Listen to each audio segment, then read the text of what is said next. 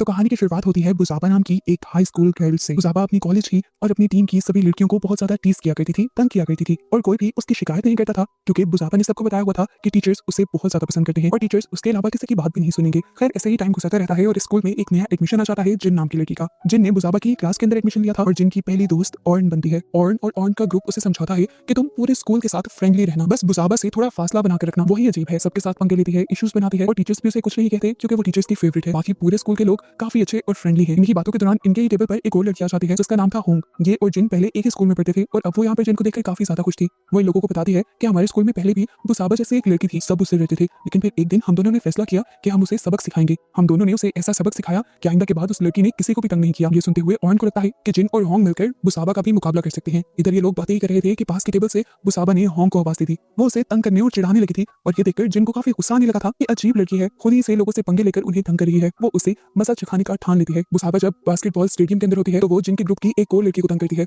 और यहाँ पर जिन का गुस्सा और भी ज्यादा बढ़ जाता है और वो बुसाबा से कहती है अगर तुम इतनी ही कूल बनती हो तो लोगों को तंग करके अपने आप को मनाना छोड़कर मुझे हरा कर दिखाओ ताकि सारे मान जाएं कि तुम बहुत ही कूल हो। बुसाबा की तो अनावर बनाई थी, वो जिनका ये चैलेंज एक्सेप्ट कर लेती है। इन दोनों के दरमियान में मैच होता है और जिन ये मैच जीत जाती है जिसकी वजह से बुसाबा की काफी बेइज्जती होती है। अपनी हार का गुस्सा वो जिन के ऊपर ही उतारने की कोशिश करती है और जैसे ही उसे मारने के लिए आती है तो यहाँ पर कोच आ जाते हैं और बुसाबा को लेकर यहाँ से चले जाते हैं। ये लोग दोबारा मैच में इकट्ठे होते हैं और जिन सबसे सवाल करती है कभी तुम लोगों ने ये सोचने की कोशिश की कि बुसाबा ये सब करती क्यों है। लड़कियां बताती हैं क्योंकि बुसाबा हमसे सीनियर थी, फेल होकर वो दोबारा हमारे साथ आ गई, इसीलिए वो अपना गुस्सा हमें तंग करके निकालती है। क्लास में क्योंकि अच्छा परफॉर्म करती है तो टीचर्स उसे पसंद करते हैं, इसीलिए हम उसे कुछ कह नहीं पाते। इस टाइम ये लोग खाना खा रहे थे, खाना खाते हुए जिनके कपड़ों पर कुछ गिर जाता है जिससे जब वो साफ करने के लिए जाती है तो उसकी टक्कर हो जाती है गुन नाम के एक लड़के से, जिनके साथ वो काफी फ्रैंक होने की कोशिश करता है। लेकिन तभी पीछे से जिनकी दोस्तें आकर उसे बता देती हैं कि इससे बात मत करना, अगर बुसाबा को पता चल गया तो वो तुम्हारे पीछे पड़ जाएगी क्योंकि गुन उसका दोस्त है। जिन तो अपनी फ्रेंड की बात मान लेती है, लेकिन कुछ दिन बाद गुन खुद ही जिन से कांटेक्ट करता है क्योंकि उसे जिन अच्छी लगने लगी थी। जिन भी उससे बातें करने लग जाती है और ऐसे उनके दरमियान में दोस्ती हो जाती है। दिन ऐसे ही गुजरते रहते हैं और एक दिन स्कूल में एक बहुत बड़ा चेंज आ जाता है। बुसाबा जिनको बुलाकर कहती है आज से हम दोनों नहीं लड़ेंगे, मैं अपने काम से काम रखूंगी, तुम्हारी दोस्तों को तंग नहीं करूंगी और तुम अपने काम से काम रखोगी, मेरे मामले में टांग नहीं अड़ाओगी। जिन मान जाती है जिसके बाद बुसाबा उसे अपने साथ एकेडमी चलने को कहती है जहाँ पर वो छोटे बच्चों को पढ़ाया करती थी। जिन उसे कहती है तुम अपने फ्रेंड गुन को ले जाओ ना, और बुसाबा कहती है नहीं उसे नहीं लेकर जाऊंगी, वो आजकल किसी लड़की से बात कर रहा है। ये सुनकर जिन गिल्ट में आ जाती है क्योंकि ये लड़की जिन ही थी जिससे गुन बातें करता था। इसी गिल्ट में कि वो भी बुसाबा को धोखा दे रही है, वो बुसाबा के साथ जाने के लिए तैयार हो जाती है और पता चलता है कि बुसाबा तो बस उसे तंग करने के लिए ये सब कर रही थी। वो उसे अपने साथ क्लास में ले जाती है और अपने दोस्तों के साथ मिलकर उसका बहुत मजाक उड़ाती है। इस बदतमीजी के लिए जिनको इतना गुस्सा आता है कि वो टीचर्स को बताने का फैसला करती है पर बुसाबा उसे कहती है जिस मर्जी को बता लो, कोई फर्क नहीं पड़ने वाला। इस टाइम गुन उसे कॉल करके समझाता है कि तुम बुसाबा से दूर रहो, सब कुछ ठीक हो जाएगा खुद ही। दूसरी तरफ बुसाबा को भी सबूत मिल जाते हैं कि गुन किसी लड़की से बात कर रहा था। ये सबूत ले जाकर वो गुन को दिखाती है और ऐसे गुन और बुसाबा के दरमियान में लड़ाई शुरू हो जाती है। गुन को तो अभी ब्रेकअप करने का बस मौका चाहिए था क्योंकि वो पहले ही बुसाबा से तंग आ चुका था, इसलिए वो ब्रेकअप कर लेता है। इस चीज से बुसाबा को इतना गुस्सा आ जाता है कि वो गुन को ही पीटने लग जाती है और कोच आकर बुसाबा को रोक लेते हैं। बुसाबा की भी सच्चाई सभी लोगों के सामने आ जाती है कि वो अच्छी लड़की नहीं है बल्कि एग्रेसिव है। इसी वजह से स्कूल मैनेजमेंट भी ये फैसला करती है कि बुसाबा को स्कूल से निकाल दिया जाएगा और इस चीज का गुस्सा बुसाबा को और ज्यादा आ जाता है। पूरा स्कूल इस डर में था कि जाने से पहले बुसाबा कुछ बड़ा ना कर जाए जिससे उन सबके लिए मुसीबत खड़ी हो। अगला दिन भी हो जाता है, स्कूल में कुछ भी नहीं होता और जब बच्चों को भी ये पता चलता है कि फाइनली बुसाबा ने स्कूल छोड़ दिया है तो सब बच्चे बहुत ज्यादा खुश होते हैं। लेकिन उनकी सारी खुशी अचानक से हैरत और गम में तब बदल जाती है जब उन्हें पता चलता है कि बुसाबा ने सुसाइड कर ली थी। सभी लोगों को लगा कि बुसाबा अपनी बेइज्जती बर्दाश्त नहीं कर पाई, इसलिए उसने अपने आप को मार दिया। बुसाबा का फ्यूनरल रखा जाता है और स्कूल के काफी सारे बच्चे और जिनका पूरा ग्रुप भी उसके फ्यूनरल पर जाता है। जबकि दूसरी तरफ हमें दिखाया जाता है कि दूर कहीं कोई इंसान एक रिचुअल कर रहा था। सीन्स दोबारा बुसाबा के फ्यूनरल का दिखाया जाता है जहाँ पर एकदम से बुसाबा का कॉफिन खुल जाता है और अंदाजा होता है कि जो भी रिचुअल कर रहा था वो बुसाबा की रूह को जगाने के लिए कर रहा था। खैर फ्यूनरल में आए सभी लोग इतना ज्यादा डर गए थे कि पूरी रात तो उन्हें नींद भी नहीं आई। ये लोग आज एक ही रूम में सो रही थी, मुश्किल से इन्हें नींद आती है तो एकदम से उनकी एक साथी की आंख खुल जाती है क्योंकि उसे बुसाबा बुला रही थी। एकदम से चेयर भी उसकी तरफ मुड़ती है जैसे उसके ऊपर बुसाबा बैठी हुई हो और वो लड़की चिल्लाने लग जाती है। ये तीनों लड़कियां उसे काम डाउन करती हैं और दोबारा सुला देती हैं ये कहते हुए कि बुसाबा यहाँ नहीं आ सकती, वो मर चुकी है। अगले दिन ये लोग स्कूल में चले जाते हैं और बास्केटबॉल ग्राउंड में जाकर इन्हें पता चलता है कि वहाँ किसी ने बहुत सारा कचरा फैला दिया था। देखने पर पता चला कि ये कचरा काले जादू का सामान था। इस सारे सामान को साफ करने से पहले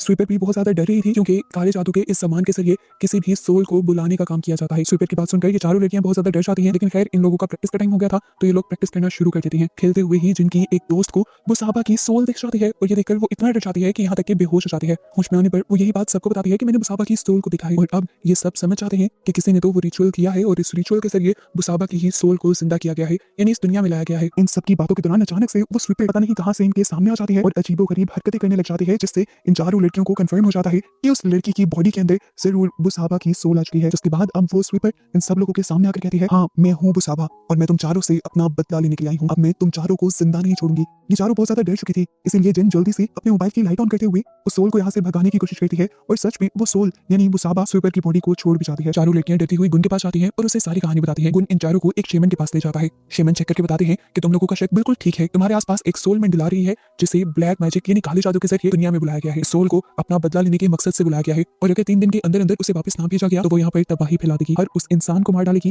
जिसने उसके साथ कुछ बुरा किया था। ये लड़कियां पूछती हैं कि उस सोल को वापस पकाने का तरीका क्या है। वो बताता है कि सबसे पहले तुम्हें पता लगाना होगा कि उसकी सोल को बुलाया किसने है। एक बार तुम्हें ये पता चल जाए तो तुम उस इंसान के काले जादू के सामान को जला देना जिसके जरिए उस सोल को यहाँ पर बुलाया गया है, जिसके जरिए वो सोल यानी आत्मा यहाँ से चली जाएगी। शेमन उन्हें एक डैगर भी देते हैं जो सोल को मारने में इनकी मदद कर सकता था। इससे पहले कि शेमन और भी कुछ बता पाते, यहाँ पर बुसाबा की सोल आकर शेमन के ऊपर ही हमला कर देती है, जिसके बाद ये पांचों डरकर यहाँ से चले जाते हैं। अगले दिन से ही जिन अब अपने मकसद में लग गई थी। उसे उस आदमी को ढूंढना था जिसने बुसाबा की सोल को जगाया था। हिंट जानने के लिए वो बुसाबा के रूम में जाती है तो अंदर उसका सामना बुसाबा की सोल से ही हो जाता है, जो उसे गिराते हुए कहती है, तुम सबने मिलकर मुझे मारा था ना, अब देखना मैं अपना बदला लेकर रहूंगी तुम सबसे। बस एक दिन की बात रह गई है, कल को मैं तुम सबको चुन चुनकर मार दूंगी। इस दौरान जिन ने अपने हाथ में वो डैगर पकड़ा हुआ था और उससे वो बुसाबा की सोल को ढूंढकर मारने की कोशिश कर रही थी, लेकिन बुसाबा की सोल उनके सामने आती ही नहीं। थोड़ी देर बाद हमें सारे स्टूडेंट्स को एग्जाम हॉल में दिखाया जाता है। सभी जब एग्जाम दे रहे थे तभी अचानक से बुसाबा की सोल अपनी क्लास के अंदर आ जाती है और सभी बच्चों को अचानक दिखाई भी देने लगती है। बच्चे पैनिक हो जाते हैं और भागते हुए ग्राउंड में आ जाते हैं। टीचर्स उन्हें संभालने की कोशिश भी करते हैं और कहते हैं कि भूत प्रेत कुछ नहीं होते, आप लोगों के सिर पे जरूर एग्जाम की टेंशन है, इसी वजह से ऐसी चीजें नजर आ रही होंगी। लेकिन बुसाबा तो उसी प्रोफेसर के अंदर आ जाती है और सबको बताती है, मैं किसी का भरम नहीं हूँ, मैं यहाँ पर सच में हूँ, मैं यहाँ बदला लेने आई हूँ और बदला लेकर ही जाऊंगी। ये पांचों का ग्रुप अब और भी ज्यादा डर गया था। तब एक लड़की इन सबको बताती है कि मैंने सुना है कि बुसाबा के डैड काला जादू करते हैं। ये सुनकर इन सबको लगता है कि उसके डैड ने ही उसकी सोल को यहाँ बुलाया होगा और ये लोग उसके घर चले जाते हैं और फाइनली वहां पर इन्हें बहुत सारा काले जादू का सामान भी मिल जाता है। इससे पहले कि वो सामान के साथ कुछ करते हैं, यहाँ पर बुसाबा के डैड आ जाते हैं जो इन सबको देखकर घबरा जाते हैं और यहाँ से भागने की कोशिश करते हैं और इस कोशिश में खुद ही अपनी छत से गिरकर मारे जाते हैं। जिसके बाद ये लोग बुसाबा के डैड के घर से वो सामान इकट्ठा करते हैं और जख्मी हुए भी शेमन के पास ले आते हैं। सामान को देखकर शेमन उन्हें कहते हैं कि तुम इसे जला दो, जिसके बाद बुसाबा यहाँ से चली जाएगी और तुम सब खतरे से निकल जाओगे। शेमन के कहे के मुताबिक ये सब उस सामान को जला देते हैं और अब रिलैक्स हो जाते हैं कि फाइनली अब इन सबको कुछ नहीं होने वाला था। टेंशन फ्री होकर सभी लोग अपने घर जाने लगते हैं और जिन को गुन बुला लेता है। गुन के पास आते हुए जिन एक मार्केट से गुजरती है जहाँ पर एक अंकल वही सामान बेच रहे थे जिसे अभी वो लोग जला कर आए थे। वो अंकल से पूछती है कि ये सामान किस काम आता है। अंकल बताते हैं कि ये सामान काले जादू को तोड़ने के काम आता है और ये सुनकर उसका डर बढ़ जाता है। वो समझ जाती है कि उनके ऊपर से खतरा टला नहीं है। उसे ये भी पता चल जाता है कि बुसाबा के डैड खुद भी इस जादू को तोड़ने की कोशिश कर रहे थे और इन्होंने तो और भी गड़बड़ी कर दी। अब 12 बज जाते हैं। जिनको ये बात कंफर्म हो जाती है कि बुसाबा अब इस दुनिया से गई नहीं थी। सवाल उसके जहन में ये भी चल रहा था कि आखिर बुसाबा को इस दुनिया में बुलाने वाला था कौन। अगर उसके बाबा ने उसे नहीं बुलाया था तो वो डर चुकी थी। जबकि 12 बजने के बाद हम देखते हैं कि बुसाबा ने अपनी तबाही फैलाना शुरू कर दी थी। उसे सबसे पहले उस शेमन को तड़पा कर मारा जिसको वो पहले बुरी तरह जख्मी कर चुकी थी। जिसके बाद बुसाबा जाती है अपनी दूसरी दोस्त के पास और उसको भी तड़पा कर मार देती है और अगला शिकार बुसाबा बनाती है अब गुन को अपनी गाड़ी में अपने पीछे कोई महसूस होता है, लेकिन वो समझ नहीं पाता कि ये कौन था। डरते हुए वो यहाँ से बाहर निकलने की कोशिश करता है और जिन भी गाड़ी खोलने की बहुत कोशिश करती है, पर जिन गुन को गाड़ी से बाहर निकालने में कामयाब नहीं होती। बुसाबा अपने आप को गुन को रिवील कर देती है और गुन डर जाता है, अपने होशो हवास खो बैठता है। बुसाबा उसकी गाड़ी को अपने कंट्रोल में ले लेती है और उसका एक्सीडेंट करके उसे मार देती है और अब बचे थे 3 लोग। जिन भी अब डरी हुई थी क्योंकि उसे लग रहा था कि अगला शिकार वो बनेगी या उसकी दोस्त है। वो अपने दोस्तों को ढूंढने लग जाती है, लेकिन यहाँ हम देखते हैं उसकी दोस्तें पहले ही बास्केटबॉल ग्राउंड में बैठकर प्रेयर कर रही थी और अपने साथी से कहती है कि हमें बाकी सबको भी बुला लेना चाहिए, पर वो बताती है कि बाकी सब मारे जा चुके हैं, हम दोनों ही बचे हैं और अब हमें बुसाबा की सोल की आजादी के लिए प्रे करनी होगी। और हैरान हो जाती है कि लड़की क्या कह रही थी। वो कहती है मैंने गलत तो नहीं कहा, उन सबके साथ होना भी ही चाहिए था। याद नहीं क्या कि तुम लोगों ने उस रात बुसाबा के साथ क्या किया था। सीन्स फ्लैशबैक में जाते हैं और हमें दिखाया जाता है एक बड़ा ट्विस्ट कि बुसाबा ने सुसाइड नहीं की थी बल्कि उसे मारा गया था। जिस दिन उसे स्कूल से निकाला गया था उसे बहुत ज्यादा गुस्सा आ रहा था। वो इस सबका जिम्मेदार जिनको समझ रही थी। उसके सर पर तो जैसे कोई भूत सवार था। वो जिनको मारने के लिए उसकी तरफ बढ़ती है तो जिन बचाव में उसे धक्का दे देती है। बुसाबा जाकर रेलिंग से टकराती है और उसका सर फटने पर उसकी मौत हो जाती है। जब इन सबको पता चलता है कि बुसाबा मर गई तो ये सारे पैनिक हो जाते हैं। ये सारे बच्चे इसलिए भी डर गए थे कि इन्हें अब मर्डरर समझ लिया जाएगा। अपने इसी सच को छुपाने के लिए ये लोग प्लान करते हुए एक वीडियो बनाते हैं जिसमें ये जाहिर हो रहा था कि बुसाबा ने सुसाइड, जिस वीडियो की वजह से ये सारे बुसाबा के मर्डर के इल्जाम से बच गए थे। अब ऑर्न होंग से कहते हैं तुम हमारी दोस्त हो, उसके बावजूद तुम बुसाबा के साथ क्यों दे रही हो। होंग कहती है क्योंकि मैं बुसाबा को पसंद करती थी, तुम लोगों को ये बात नहीं पता थी और तुम लोगों ने बुसाबा को मार दिया जिससे मुझे बहुत दुख हुआ और मैंने ही बुसाबा की सोल को अब इस दुनिया में बुलाया है ताकि वो तुम सबसे अपना बदला ले सके। हॉर्न अब ऑर्न को भी मारने लगती है बुसाबा के लिए और इसी टाइम यहाँ पर बुसाबा भी आ जाती है। जिन अपनी दोस्त को बचाने की भी कोशिश करती है पर वो नहीं बचा पाती और तब बुसाबा से कहती है तुम्हें क्या लगता है मैं तुम्हें छोड़ दूंगी या आसानी से मार दूंगी। ऐसा नहीं होगा जिन, तुम्हारे से तो मैं अच्छा बदला लूंगी। मैं अब तुम्हें मारकर तुम्हारी बॉडी के अंदर जिंदा रहूंगी, अपनी लाइफ जीऊंगी जो जीने का मुझे हक था और आखिर तुम मारी जाओगी। उसके कहते ही ये सीन यहाँ पर कट हो जाता है और हमें कुछ अरसे बाद का सीन दिखाया जाता है। स्कूल में सबको ये लग रहा था कि उस दिन वो चारों दोस्त इस तरह किसी एक्सीडेंट में मारे गए थे। अब जिनके ग्रुप में जिन और उसकी बस एक और साथी बची थी, लेकिन सारे इस हकीकत से अनजान थे कि जिन भी जिंदा नहीं थी, जिनके अंदर बुसाबा ही थी जो आज भी इन सबको तंग करती थी।